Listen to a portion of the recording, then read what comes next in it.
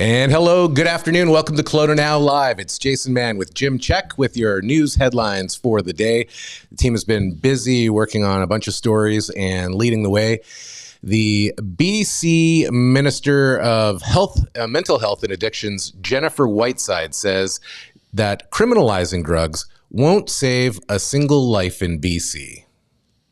Whiteside said in a statement marking the one-year anniversary of the start of the project that its goal was to reduce shame and make addicted people more comfortable reaching out for help. On January 31st last year, Health Canada issued BC a 3-year exemption under the Controlled Drugs and Substances Act, allowing adult drug users to carry up 2.5 grams of opioids, cocaine, meth, and ecstasy for personal use. The exemption came amid an overdose crisis that claimed almost 14,000 lives in BC since the public health emergency was declared in 2016. Death due to suspected illicit drugs hit a record of 2511 last year, something Whiteside said is concerning. I would, that's something to look at, because if this was supposed to fix it, it doesn't look like it's fixed. Or if not fixed, I don't think there's anything such as a fix, but it seems to have gotten worse.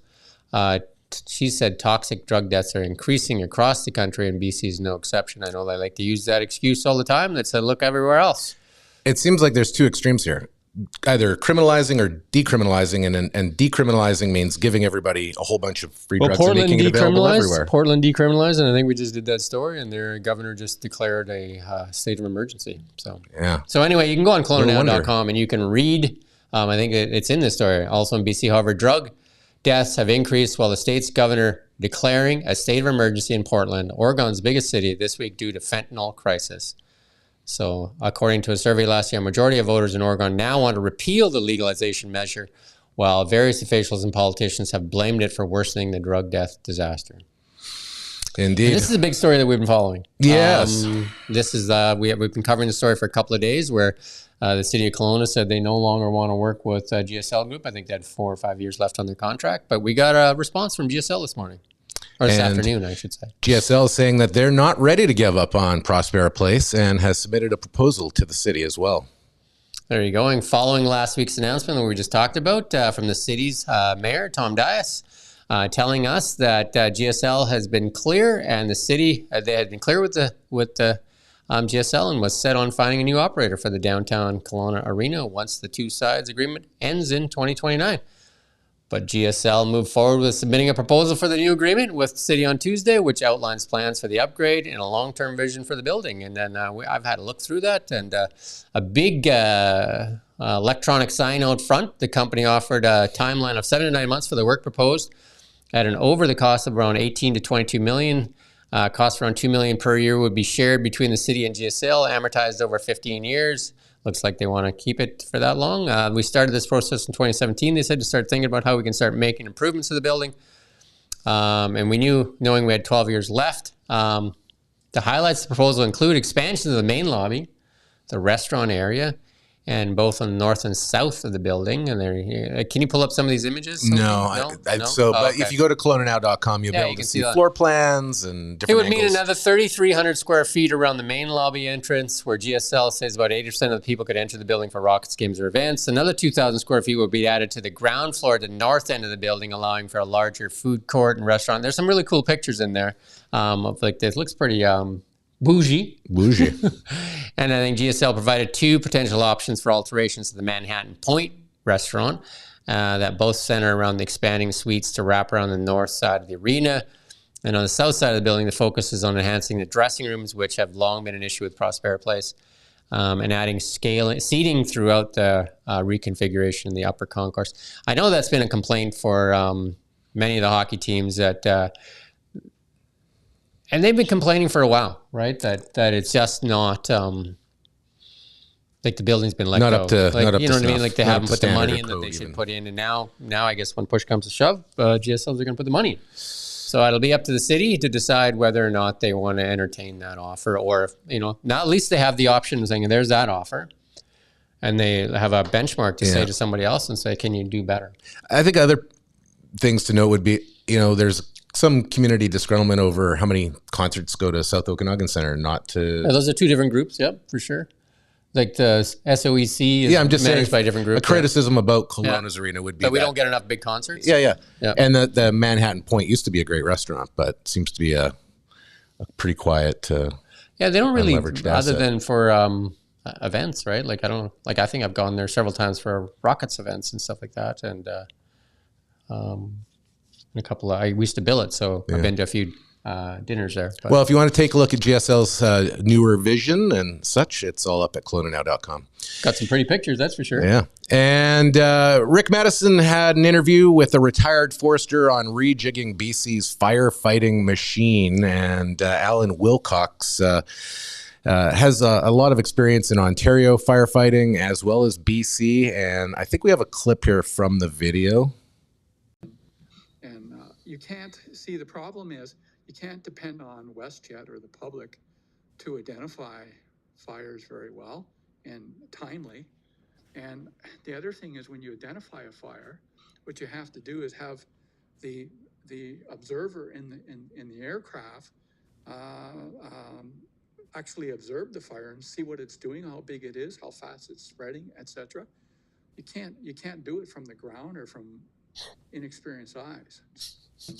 And you can't see, the problem. I think that's it, yeah. So I think what he's talking about there is the initial attack and the lack of initial attack in the province and programs responding to fires faster. Where he's run programs in the past in another province where they had air bombers actually looking for fires, bird dogging them, and then therefore able to attack. When I was out in Nelson, the guy said that runs Kootenay Lake, can't remember the KLA, Kootenay Lake aircraft. He said that's what he does in the summer. He flies this small Cessna plane and he's a spotter for the forestry. So interesting. Yeah, interesting indeed. So the story's on Kelowna Now. The video's on Kelowna Now. That's right. The video's embedded in there. You can listen to the whole story from, listen to the whole video. Indeed. And if you happen to notice an RCMP presence in Southeast Kelowna today, it was a search for a person in crisis. Yeah, people who are traveling around the Southeast Rutland may have noticed a large police presence. However, RCMP said there's no concern for public safety. It was around 10:30 a.m. Officers, including the police dog services, were searching Belco Road for an individual in crisis. Residents living in the immediate area were advised by police of the search. The individual was safely apprehended just after this afternoon, and the area has been since cleared. And we have some good news, an update on this missing 47-year-old Kelowna woman. And the report is that she has been found. That's 47-year-old Renee LeBeau. There you go. And we also are doing a bit of an update here as flood evacuation alerts expand in Pemberton with more rain in the forecast. Yeah, that weather system with unseasonably warmth has melted snow in the mountains and brought drenching rain to the community. So when you get that snow melt, that's what happened when we had that flood here. And I can't remember the year now. But when Mill Creek spilled, and we had that fast snow melt along with the rains, and that caused that Mill Creek to spill its banks. So this one, the Pemberton, 150 kilometers north of Vancouver, it's part of a series of atmospheric rivers, moisture-laden streams of warm Pacific air that have been deluging the province's south coast since the weekend, pushing rivers over their banks and prompting flood warnings and advisories. Temperatures have surged over 18 degrees in parts of BC's lower mainland this week. I mean, that's warm for this time of year. So a bulletin from BC's river forecaster on Wednesday said rainfall since Friday has ranged from 70 to more than 500 millimeters, 500 millimeters across. So that's 500 centimeters for everybody that doesn't know. So, or 50 centimeters, sorry, that's like almost 2 feet. While the warmth has added another 75 to 150 millimeters of snow melt over the last 3 days, right? So got to learn my little metric system there. Very wet, very wet. That rainfall warning from Environment Canada said Howe Sound region, including Squamish, would see another 50 millimeters of rain as it begins to taper off Thursday. An update from the District of Squamish said, and some homes in the North Yards neighborhood had been seeing localized flooding, but river levels were dropping, and crews ran pumps Tuesday night in anticipation of the additional rain. Flood watches are in effect across the rest of the South Coast, including Vancouver Island, while stream flow advisories cover Central and North Coasts. Well, this is an interesting story. The Conservative Party of BC, now more popular than BC United, a pollster claims. Well, there you go. The Conservative Party of BC has leapfrogged the official opposition in popularity, according to a new poll. Research Co's new survey based on an online survey of 800 people between January 22, 24 has the 121-year-old party on 25% compared to the BC's United at 17%. The NDP came out comfortably ahead in the poll with 46%, while the Greens won the backing of 11%. The Conservative Party of BC, now officially connected to its national namesake, not connected to the national namesake, which was formed in 2003, has 2 MLAs, both of them former BC Liberals, and the BC Liberals have 26 MLAs. So yeah, remember they used to be called the BC Liberals, not connected to the BC Liberals, or the Canadian Liberals. And now they're the BC the Conservatives. Let's just get more confusing, right? So, but that said, are they rising on the tailcoats of a popular federal party, though? Yeah, I think the only way that the Conservatives, or the people, I guess we would say on the right, have a chance in British Columbia would be those two parties need to come together. Otherwise, the NDP are going to say thank you very much. And I did have an interesting comment today. I met with somebody, and they were saying that perhaps the instead of Rustad and Falcon can't come together, perhaps one of the more viable options is not to run candidates against each other in any riding, and then form a coalition government. But I mean, if they can't get along and form get together and decide who the leader of the party is, I don't know if they'll form a coalition government that well either. So, and yeah, right. So anyway, and ultimately pull a Justin Trudeau. There you go. Rockets are stateside now for 3 games on their road trip, starting in Portland tonight. Well, there you go. They'll be taking on the Portland Winterhawks this evening and Friday night before finishing off. That'll be a doubleheader in Portland. Portland is just a point back of the first place Prince George Cougars. That's been a while since you said that, right? Prince George Cougars. With 3 games in hand and a 4-game win streak has them ranked 6th in the entire Canadian Hockey League. Well, there you go. Portland, they used to have like such a great team when they had that Ratty and Barchi. Ty Ratty, I think, and I can't remember the other guy's name, but they put those 2 guys on the ice, and you're just like, oh, no. There you go. All right. Well, that is our newscast for the afternoon. We were talking earlier, though, about a contest. It's a $1,500 prize package that could be yours. The final day is today to get in to win it. Before we get to that, we were going to do a stat on every show that we do now, and I have a stat to share. Oh, you brought it. Okay. I brought a stat. The stat is that the Conservative Party of Canada, the federal party, has raised a record amount of money in 2023 and doubling what the Liberal Party has raised last year. I think that $23 million for the Conservatives and around just a little over $9 million for the Liberals. Interesting. There's your stat. Okay.